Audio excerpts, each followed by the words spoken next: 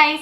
So recently I decided that I wanted to give our kitchen a little bit of an update and transformation, that I needed something that was going to be cheap, easy, and renter friendly. So if you're in the same boat and you want to see how we transformed our kitchen and you want to learn how easy it is to do it yourself too, then go ahead and keep on watching.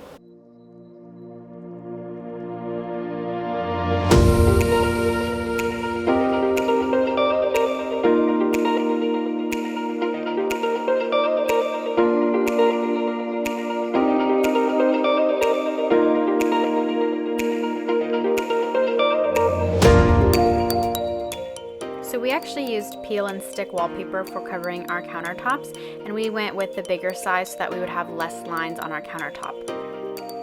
Some supplies that you're going to be needing are scissors to cut the paper with, and then you're going to need a box cutter or sharp knife to make more precise cuts, a credit card or gift card to smooth out the bubbles and wrinkles as you're laying down the paper, and then any type of tape measure will do. Before beginning, you're going to want to make sure to wipe down and clean off all surfaces of the countertop that you're going to be covering with the wallpaper. So here you're going to see me begin to measure from the outside bottom of my countertop where I'm going to be starting the wallpaper and measure all the way to a little bit past where my sink begins. Then I'm just going to take that measurement, line it up on the back of the paper, and cut right there.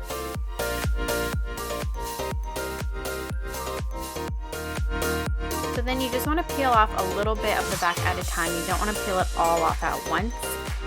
Then just line it up with wherever you're going to begin. The good thing is with peel and stick, if you don't get it lined up perfect the first time, you can always just peel it right back up and stick it on until you have it perfect. Now you're just going to take your gift card and begin to work out any and all wrinkles or bubbles. Continue that process all the way down with your paper. And then when you get to the sink, this is why we went over a little bit, so that you can take your box cutter or sharp knife and cut along really carefully where your sink meets the countertop, and then you'll have a nice crisp clean line. So then whenever you get to the corner pieces, you're going to want to just figure out what works best for the shape of your countertops.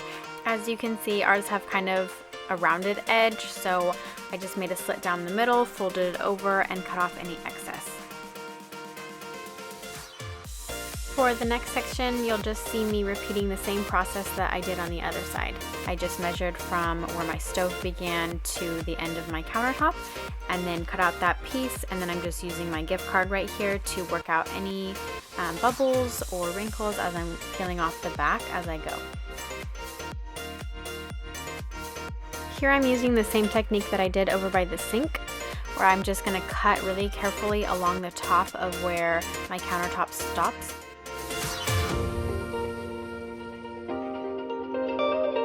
I'm just cutting off any excess that kind of hangs over, and then super easy, you just press it down and kind of tuck it under.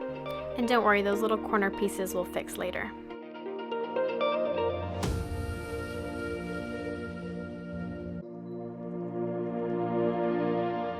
And then same process again here, so I'll just let you guys watch how I do this one.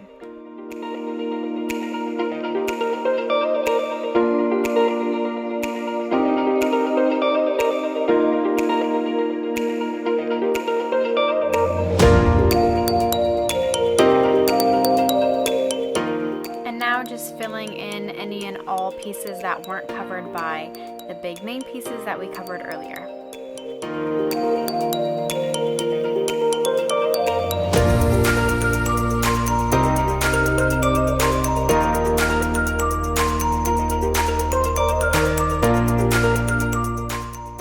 Honestly, guys, it was actually really cool to see how well the white marble pattern can camouflage and really cover up where there's any separations in the paper.